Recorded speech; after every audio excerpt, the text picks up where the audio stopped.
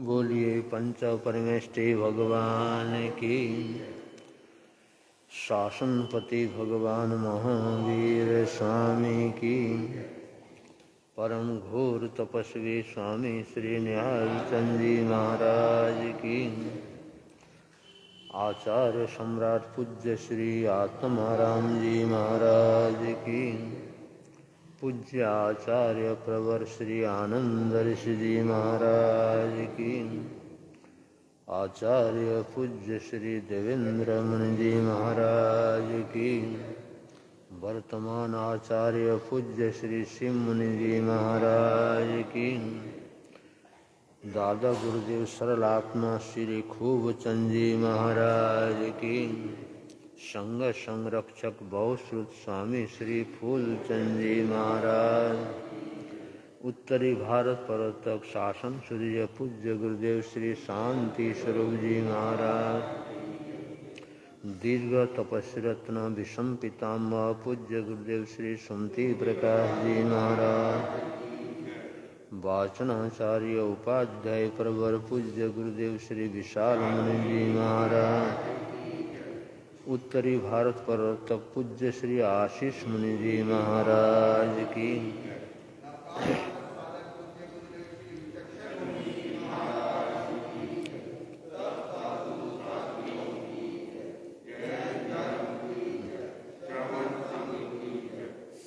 नमो अरिहन्ताणं नमो सिद्धाणं नमो आयर्याणं नमो वज्रायणं नमो लोये सवसाहुणं येषु पञ्च नमोकारो सर्वपापप्रणाशनो मंगलानं च सर्वेषां परमं हवै मंगलम्।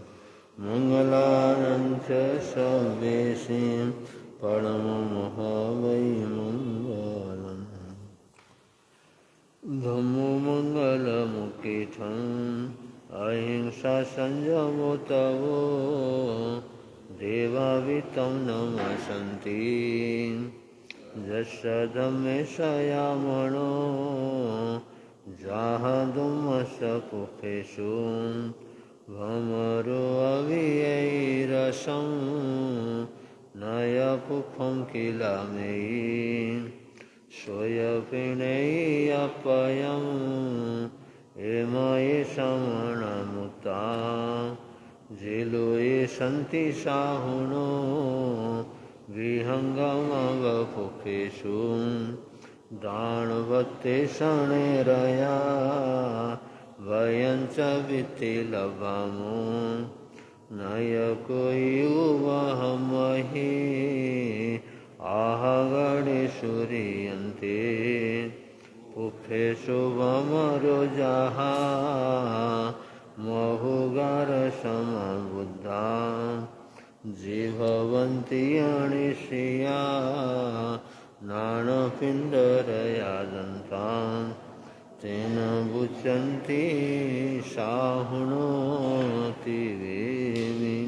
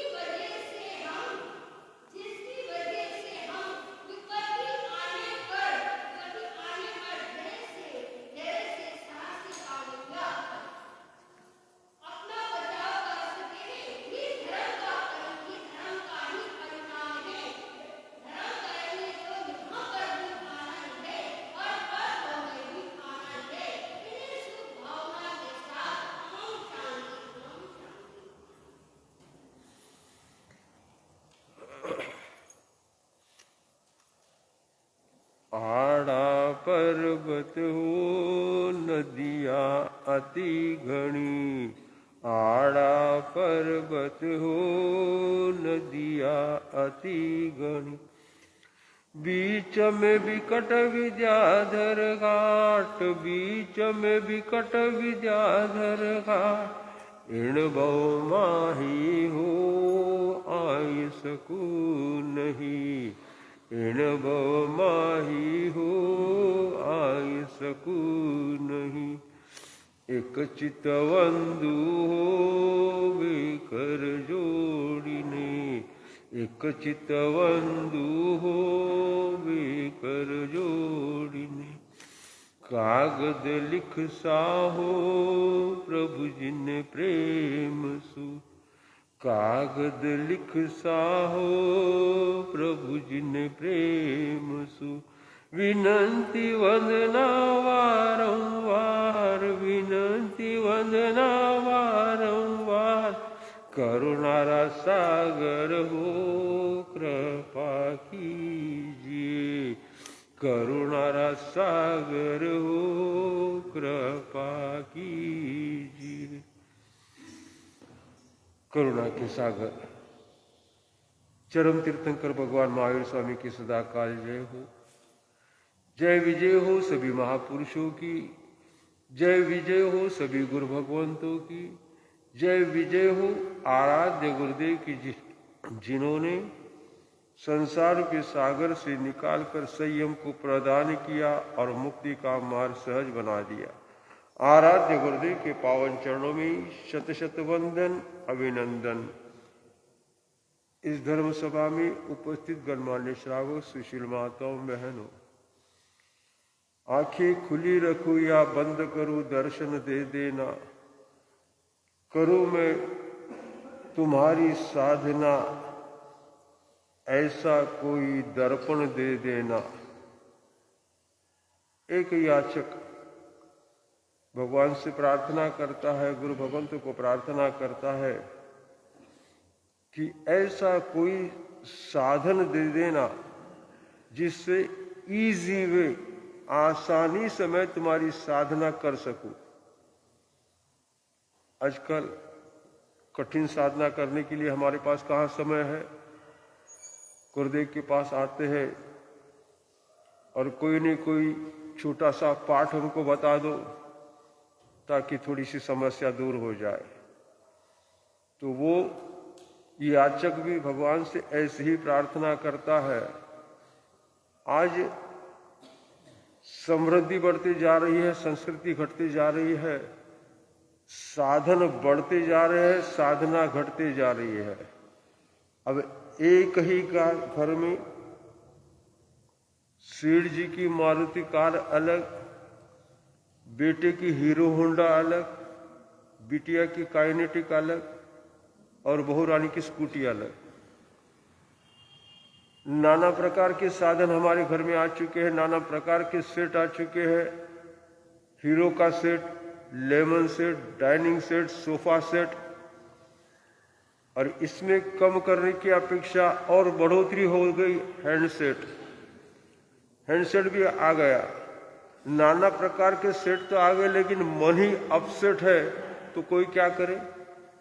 और इसके विपरीत साधु संतों का जीवन कोई सेट नहीं, लेकिन मन बिल्कुल,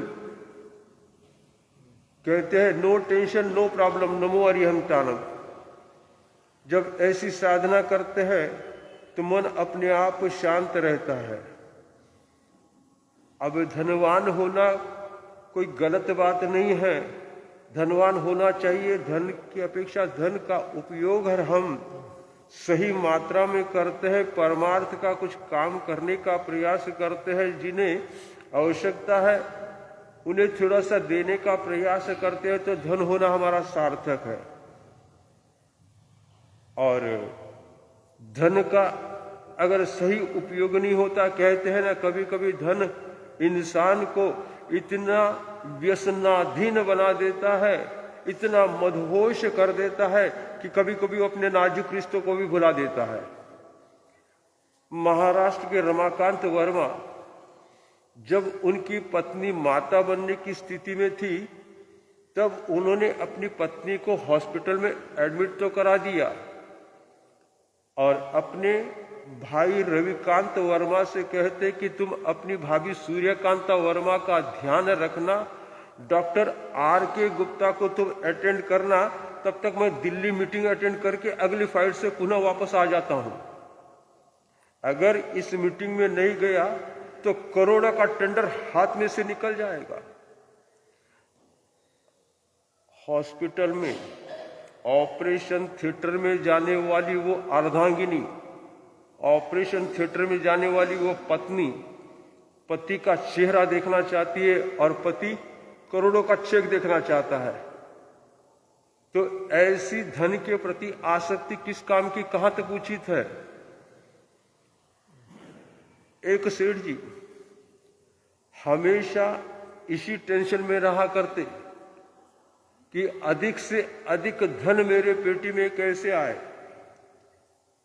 हमेशा इसी ताक में रहते, रात दिन यही टेंशन रहता। अब आजकल कौन टेंशन में नहीं है, हर कोई टेंशन में है। विद्यार्थियों को पढ़ाई का टेंशन, मास्टर को पढ़ाने का टेंशन। अब दो मित्र जिन्होंने 10th बोर्ड की परीक्षा दी थी, दोनों फेल हो गए। दोनों फेल हो गए तो थोड़ा चिंतित हो गए। घर पर दोनों जाएंगे तो पापा की बातें सुननी पड़ेगी, फटकार सुननी पड़ेगी, तमाचा भी लगा देंगे। तो ये सोचकर एक मित्र कहता है कि चलो हम दोनों आत्महत्या कर लेते हैं। तो दूसरा मित्र कहने लग गया आत्महत्या कर लेंगे, अरे अभी है तो हमको तो 10th की एग्जाम पुनः देनी पड़ेगी, आत्महत्या करने के बाद मरने के बाद तो फिर से केजी से शुरुआत करनी पड़ेगी।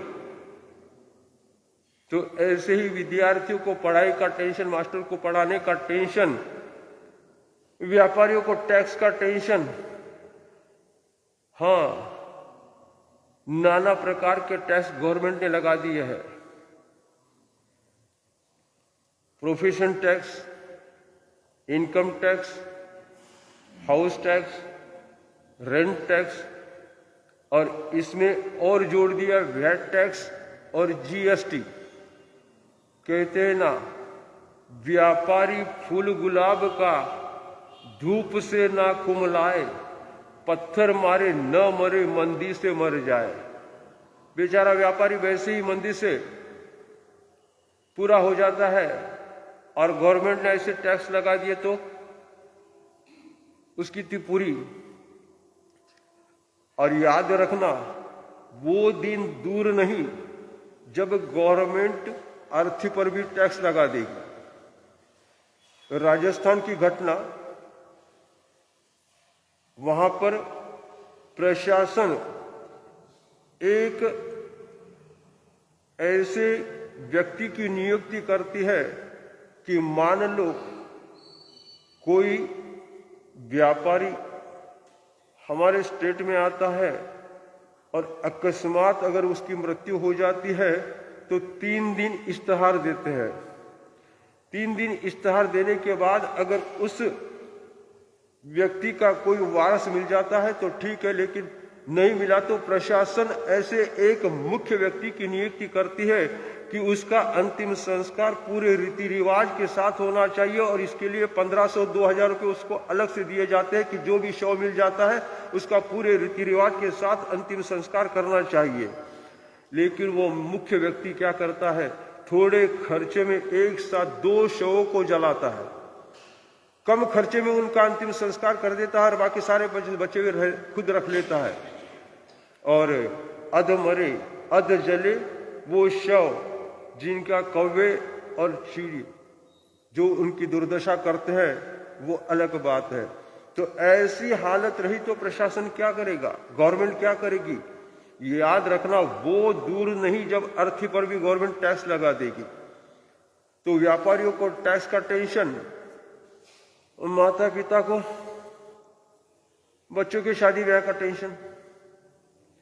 अब पीछे चातुर्मास था, वहां पर एक दादी माँ हमारे पास आए, राजस्थान के दर्शन करने के लिए आए, और कहने लगे कि महाराज साहब आपका तो काफी विचरण होता है, विहार काफी चलते रहता है, कहाँ गुजरात, कहाँ महाराष्ट्र, कहाँ आंध्रा, कहाँ तेलंगाना, और वहाँ से आप विहार करते करते फिर दिल्ली स्टेट में पहुँच गए। अब इतना विहार करते हो तो एक आधा कोई लड़का हो तो मेरी पोती के लिए ध्यान रखना, मेरी पोती की शादी करना है। अब वो राजस्थान के दादी माँ और दिल्ली में लड़का ढूंढ रहे हैं, पूछ रहे हैं कि कोई अगर लड़का हो तो ध्यान रखना। मैंने कहा दादी माँ मैं वही काम कर रहा हूँ। फर्क कितना है कि आप दामाद बनाने के लिए लड़का ढूंढ रहे हैं और मैं चेला बनाने के लिए लड़का ढूंढ रहा हूं। तो ऐसे ही होता है। तो माता पिता को बच्चों की शादी ब्याह का टेंशन। अब बात आती है सास को बहू का टेंशन और बहू को सास का टेंशन। ध्यान से सुनना, सास गरम बहू नरम तो घर में शर्म। सास गरम बहू नरम तो घर में शर्म, सास नरम बहू गरम तो अशुभ कर्म। सास नरम बहू नरम तो शुभ कर्म, सास भी गरम बहू भी गरम तो फूटे कर्म। बर्तन को बर्तन बजने ही वाला है। लेकिन बड़े हर्ष की बात है कि हमारे इस क्षेत्र में सास और बहू बड़े स्नेह के साथ रहते हैं, प्रेम के साथ रह के बहू अपने सासू माँ का पूरा आदर करती है, सत्कार करती है और चरण भी छूती है। जब भी सासू माँ दिखे तब पैर पकड़ लेती है, चरण छू लेती है। ये बात यहाँ पर अच्छी लगी कि सास बहू बड़े स्नेह के साथ और प्रेम के साथ रहते हैं। तो बात तो चल रही है हमारे सेठ जी की कि सेठ जी हमेशा टेंशन में रहा करते, अधिक से अधिक धन मेरे पेटी में कैसे आए इसी में लगा रहते।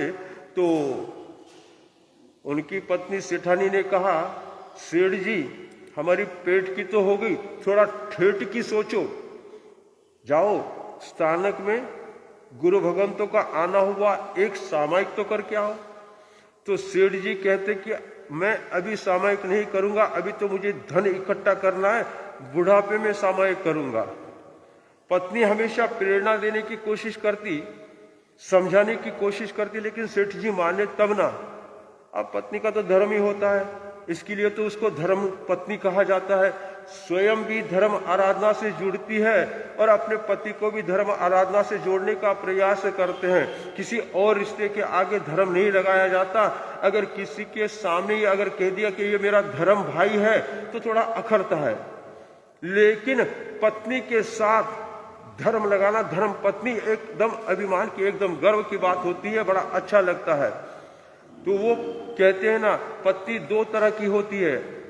एक अपने पति को पतन के राह पर जाने देती, कोई बात नहीं, जहां जाना है वहां जा सकते हो, मुझे जो करना है मैं करूंगी।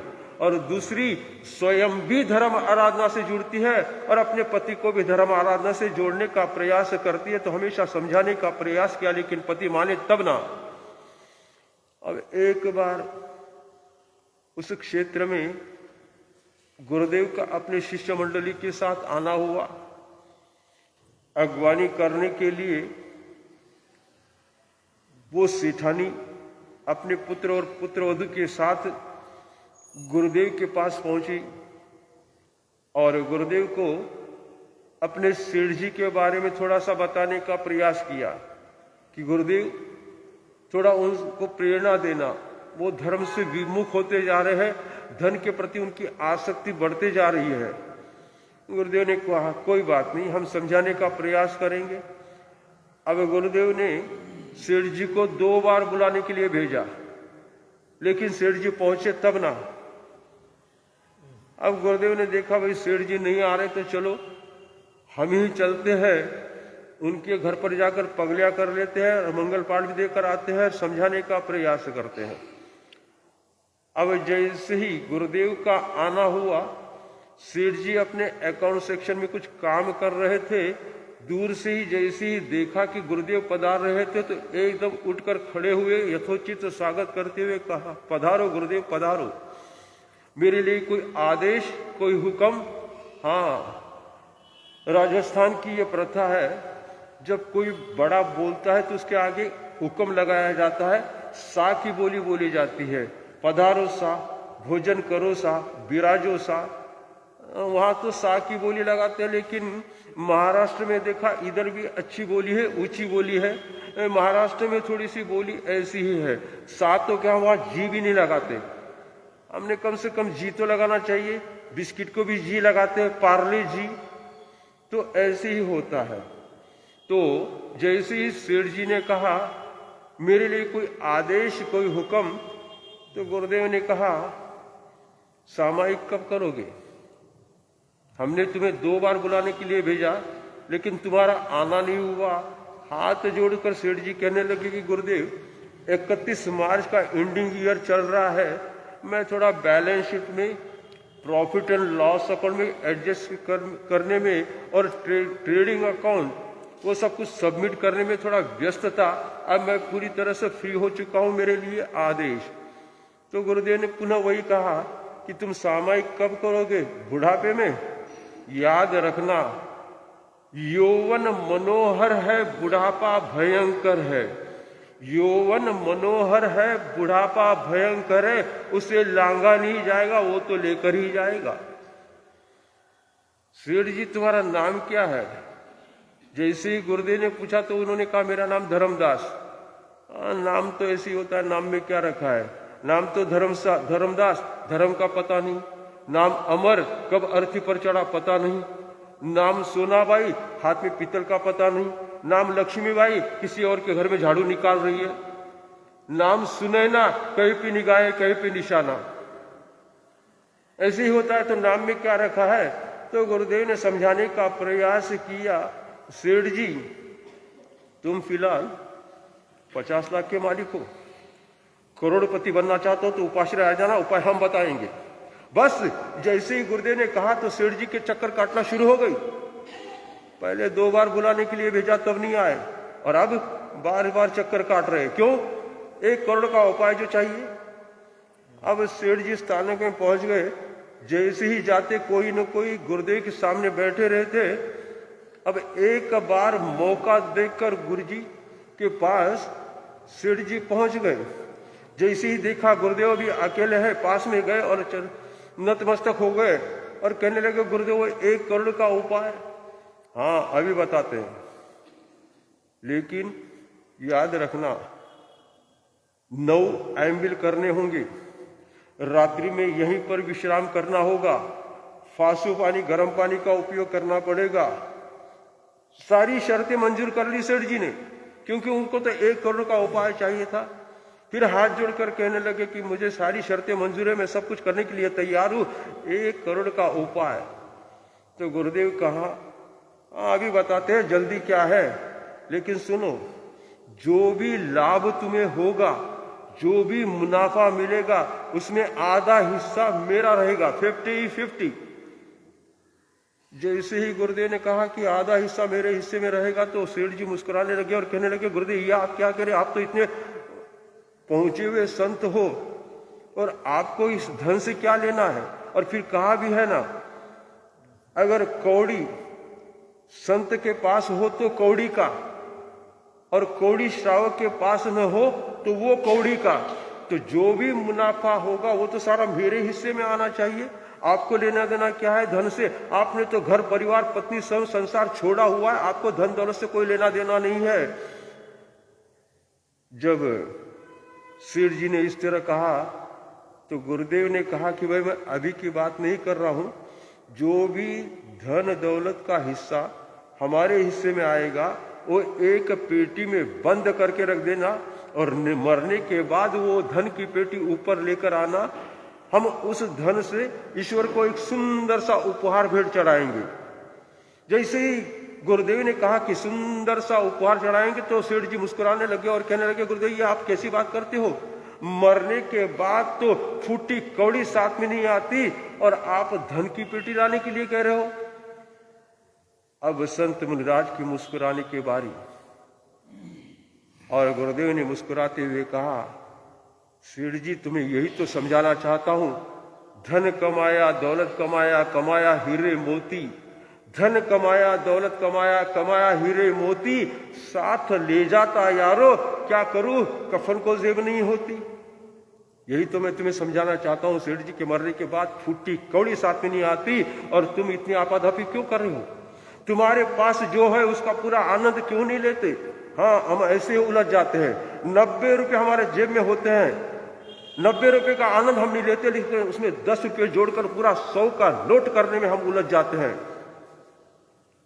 गुरुदेव ने मधुर शब्दों में समझाने का प्रयास किया, और फिर तुम्हें तो एक पुत्र है, तुम्हारे पास जो है वही पर्याप्त है, जो है सो पर्याप्त है।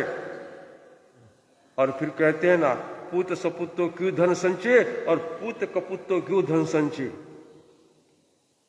जब मधुर शब्दों में गुरुदेव ने सेठ जी को समझाने का प्रयास किया,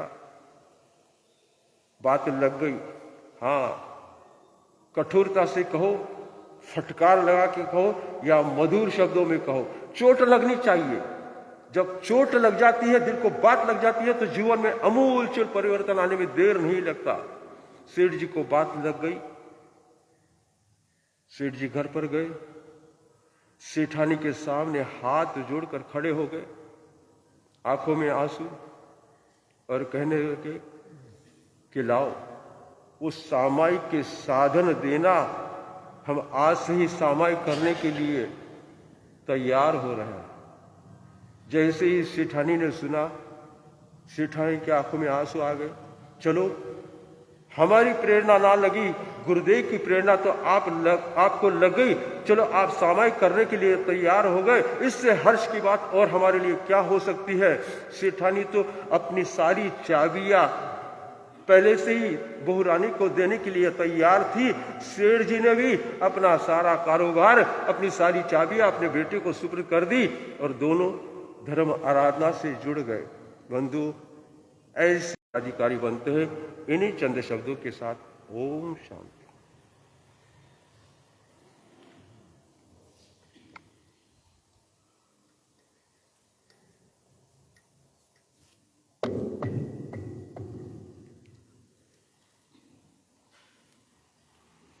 मेरा काम है, मेरी बिगड़ी बनाना तेरा काम है। तेरी चौखट कहाँ का मेरी जमीन, तेरे रहमो करम की तो हद ही नहीं। तेरी चौखट कहाँ मेरी जमीन, तेरे रहमो करम की तो हद ही नहीं। जिसे दुनिया में कोई न अपना कहे, जिसे दुनिया में कोई न अपना कहे, उसे अपना बनाना तेरा काम है। जिसे दुनिया में कोई न अपना कहे, उसे अपना बनाना तेरा काम है। तेरी चौखट पे आना मेरा काम है, तेरी चौखट पे आना मेरा काम है। मेरी बिगड़ी बनाना तेरा काम है। यह मैं माना नहीं काबिले दीद हो, रूह से आया हूँ मैं नापाकीज हो। यह मैं माना नहीं काबिले दीद हो, रूह से आया हूँ और न पाकीज हो। जिसे नफरत ही सारा जमाना करे, जिससे नफरत ही सारा जमाना करे, गले उसको लगाना तेरा काम है। तेरी चौखट पे आना मेरा काम है। तेरी चौखट पे आना मेरा काम है। मेरी बिगड़ी बनाना तेरा काम है। भीख एक मांगने दर पे आया हो मैं, क्या भी से दी तेरी जो लाया हो मैं। भीख एक मांगने दर पे आया हो मैं, क्या भी से दी तेरी जो लाया हूँ मैं। उठिए उमंग जो कि दिल में मेरे, उठिए उमंग जो कि दिल में मेरे, आखिर उसको निभाना तेरा काम है। तेरी चौखट पे आना मेरा काम है। तेरी चौखट पे आना मेरा काम है। मेरी बिगड़ी बनाना तेरा काम है। अब तो दिल में भी कोई तमन्ना नहीं, और जन्नत की भी मुझे परवाह नहीं। अब तो दिल में भी कोई तमन्ना नहीं, और जन्नत की भी मुझे परवाह नहीं। ये सलामत रहे आशियाना तेरा, ये सलामत रहे आशियाना तेरा। जिस पे सर को झुकाना मेरा काम है, ये सलामत रहे आशियाना तेरा। जिस पे सर को झुकाना मेरा काम है। तेरी चौखट पे आना मेरा काम है। तेरी चौखट पे आना मेरा काम है। मेरी बिगड़ी बनाना तेरा काम है। मेरी बिगड़ी बनाना तेरा काम है। तेरी चौखट पे आना मेरा काम है। मेरी बिगड़ी बनाना तेरा काम है।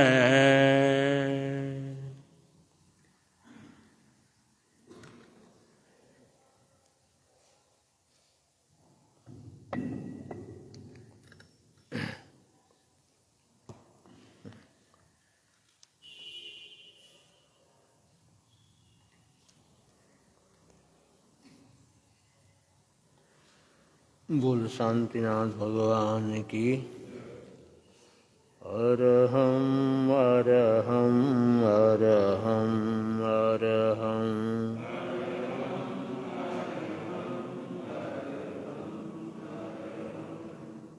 अरहं अरहं अरहं अरहं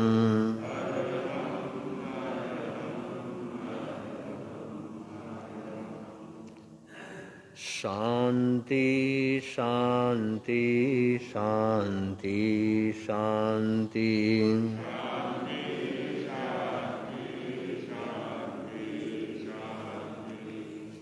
शांति शांति शांति शांति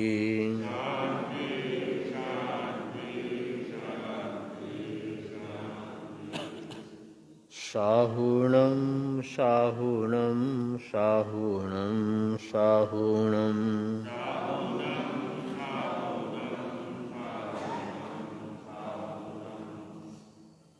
साहुणं साहुणं साहुणं साहुणं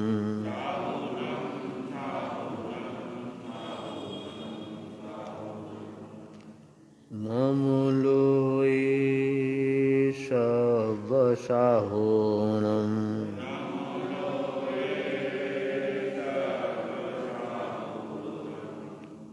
नमोलोये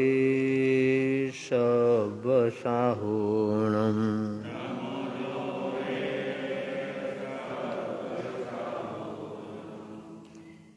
मेरा मन शांत हो शांति शांति मेरा तन स्वस्थ हो शांति शांति वाणी मेरी मधुर हो शांति शांति शांति शांति नमोलोये साहुणं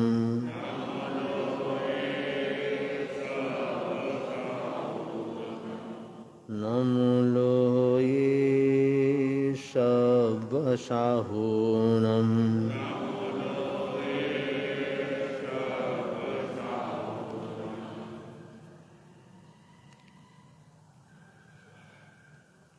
मंगलमय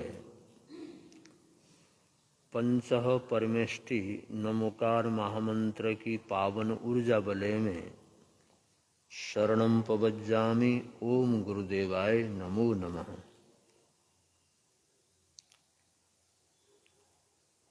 संपूर्ण जगत को उद्धूत करने वाले तीर्थंकर परमात्मा के साधनामय ऊर्जा वलय में प्रवेश करते हैं और अपने अंतःकरण में, अपने अंतःभावों में तीर्थंकर नाम स्मरण करते हुए अपने जीवन के लक्ष्य को प्राप्त करने का प्रयत्न कर रहे हैं। यही हमारी वर्तमान की साधना है।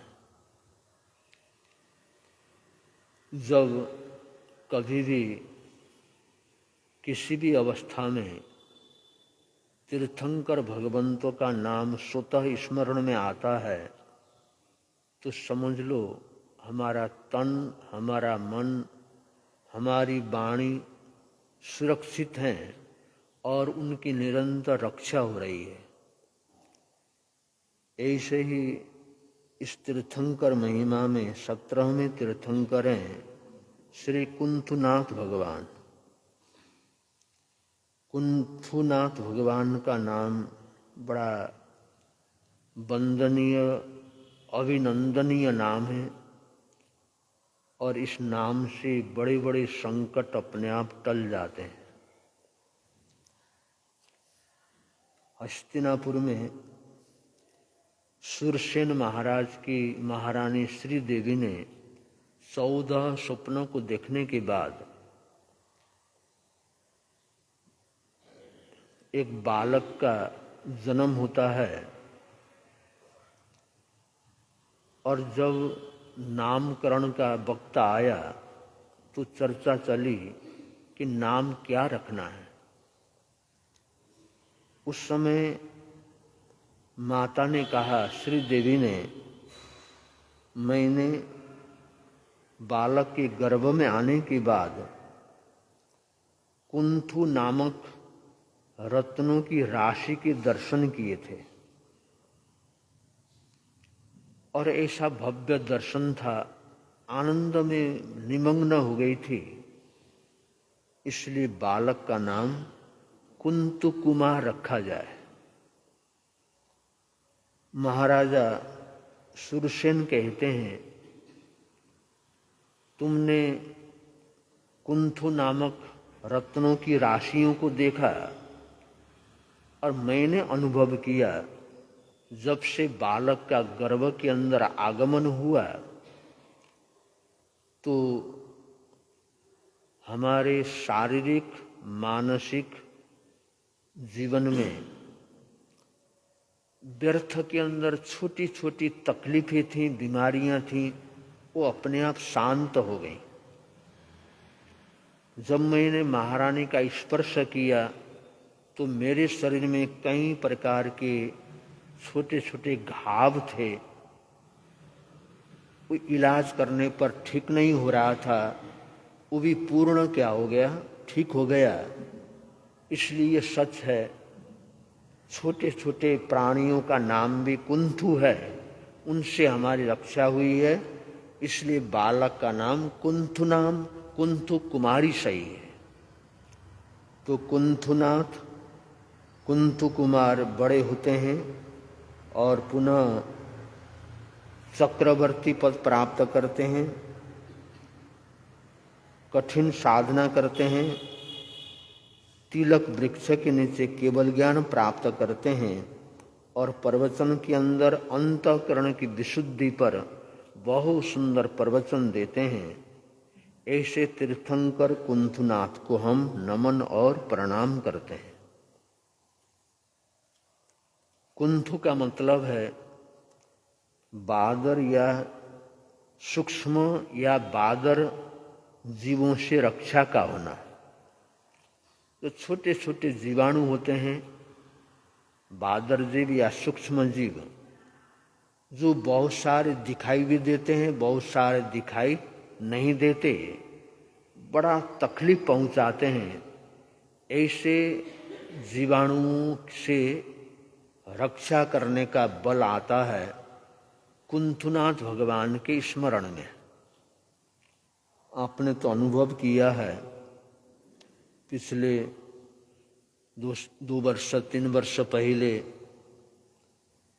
कोरोना के जीवों ने कितनी तकलीफ पहुंचाई थी। ये छोटे छोटे अति सूक्ष्म ये कुंथु ही थे जो बहुत चारों तरफ फैल गए और ऐसी महामारी फैलाई, हालत गंभीर हो गए, हजारों हजारों लोग क्या हो गए, अकाल में मर गए,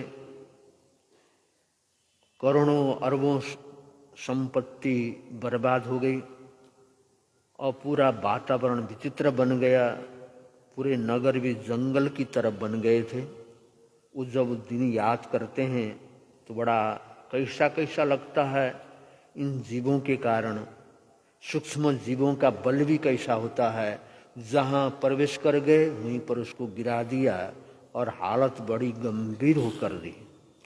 तो ऐसे कोरोना के जीवों की जीव जैसे अन्य भी बहुत सारे ऐसे प्राणी हैं जो वेंद्रिय के रूप में, तेंद्रिय, चौरेंद्रिय आदि के रूप में जो जीव हैं, बहुत सारे अच्छे भी हैं, लेकिन बहुत बार इनकी ऊर्जा बिगड़ती है तो तन को, मन को, वाणी को बड़ा कष्ट पहुंचाते हैं।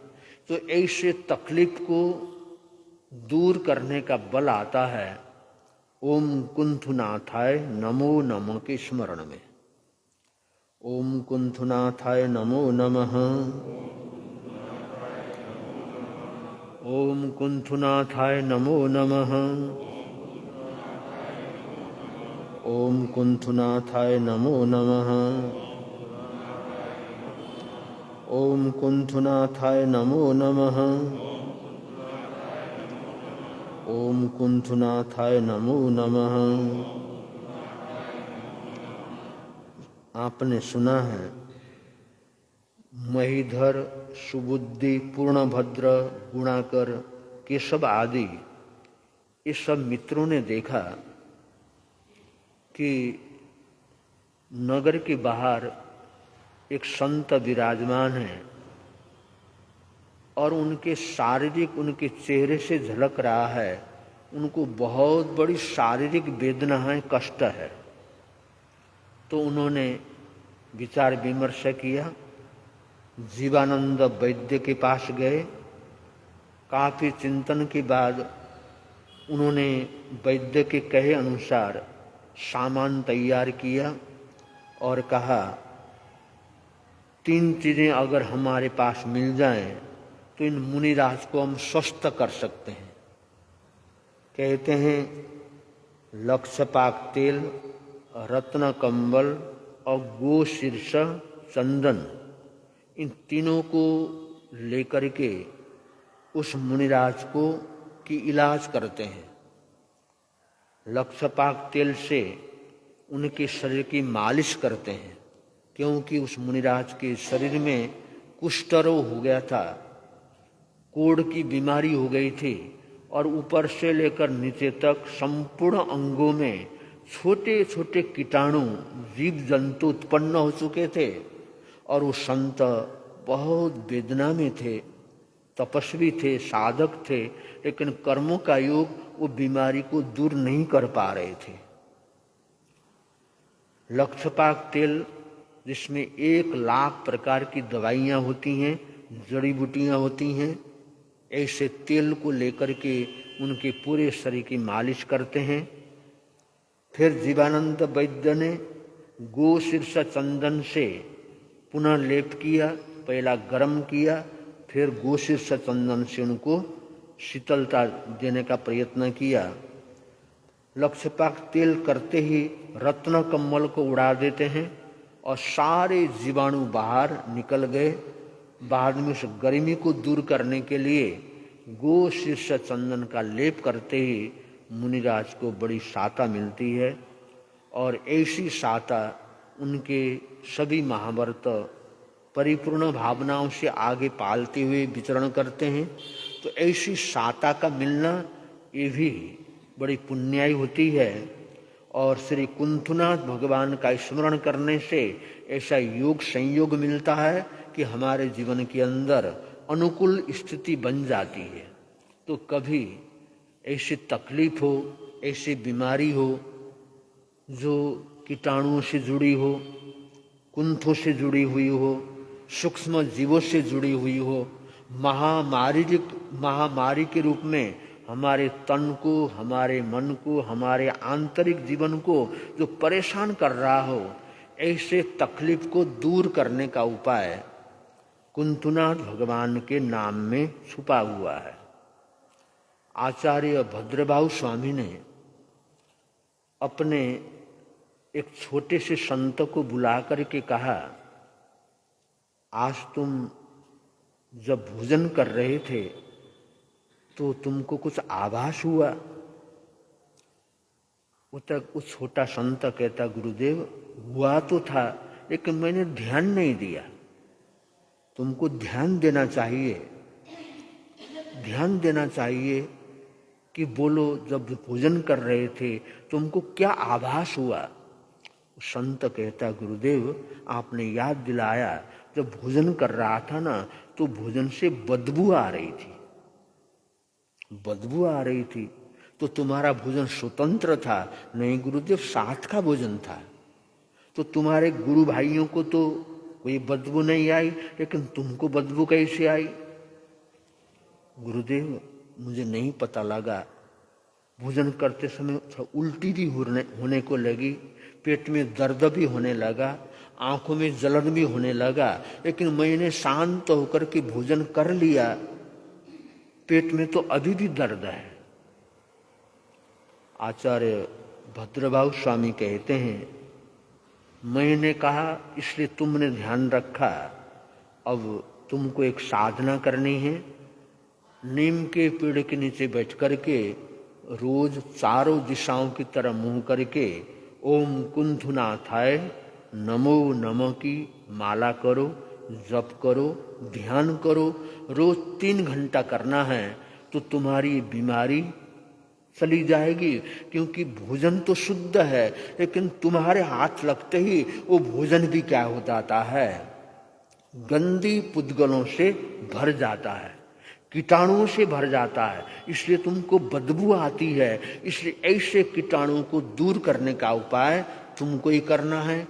संत ने गुरु प्रणाम करने के बाद पेड़ के नीचे गए, नीम का पेड़, पत्थर पर थोड़ा मिट्टी बिछाई, आसन बिछाया, फिर शांत होकर के उन्होंने साधना करी। तो अपने आप पे बीमारी क्या हो गई, बीमारी आने से पहले आचार्य भद्रभाव स्वामी ने साधना कराया और उसको दूर करा दिया। तो ऐसा बहुत बार लक्षण होते हैं, लेकिन लोगों को पता लगता नहीं है या ध्यान नहीं दे पाते हैं। कभी ऐसे लक्षण उत्पन्न हो तो ध्यान देना चाहिए, खोजना चाहिए और साधना में अपने मन को लगाना चाहिए। ऐसा करते हैं तो आनंद रहता है। तो ऐसे परम विशुद्ध साधना से जुड़े हुए मन वचन काया की संपूर्ण बीमारियों को दूर करने का बल कुंथुनाथ भगवान के नाम के स्मरण में है। ऐसे पवित्र नाम को हम नमन करते हैं। कुंथुनाथाय नमो नमः। ओम कुंथुनाथाय नमो नमः। ओम कुंथुनाथाय नमो नमः। ओम कुंथुनाथाय नमो नमः। ओम कुंथुनाथाय नमो नमः। नए वर्ष के उपलक्ष्य में 1 तारीख को प्रातःकाल 8:30 बजे कार्यक्रम प्रारंभ हो जाएगा। ठीक 10:30 बजे वाचनाचार्य उपाध्याय परवर पूज्य गुरुदेव श्री जी नमोकार मंत्र के 5वें पद की 1.25 लाख जाप आराधना करने के बाद 3 दिन मौन करने के बाद तीसरे दिन चौथे दिन आप सभी को, हम सभी को मधुर मंगल पाठ सुनाएंगे और मंगल पाठ सुन करके नव वर्ष की मंगल कामनाएं स्वीकार करेंगे। अधिक से अधिक लाभ लेना है, ऐसी हमारी पुनः पुनः मंगल भावना है। इन्हीं मंगल कामनाओं के साथ और संघ की ओर से सूचना आ रही हैं, उससे पूर्व पत्राख्यान आज का एकासना व्यासना, एकासना और व्यासने का प्रत्याख्यान तिबियम पियारम असनम खानम शरणम अनत्थनम भोगरम शेषागरणम सब समय वतनागरणम त्याग भूषरे। तपस्या करने वालों को आज का आयम्बिल किन्हीं का हो, आज का उपवास और संघ की ओर से महामंत्री जी सूचना दे रहे हैं।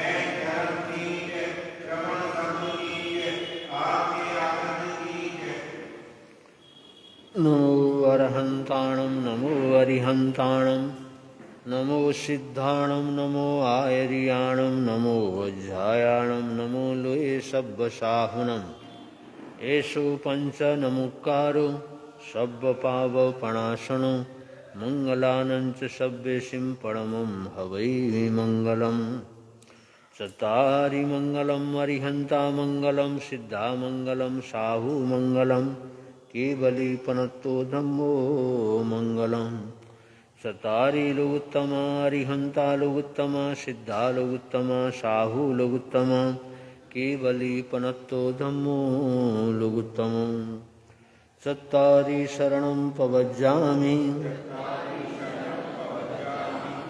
अरिहन्ते शरणं प्रव्रजामि सिद्धे शरणं प्रव्रजामि साहु शरणं प्रव्रजामि केवलीपनत्तो धम्मो शरणं प्रव्रजामि ओम गुरुदेवाय नमः।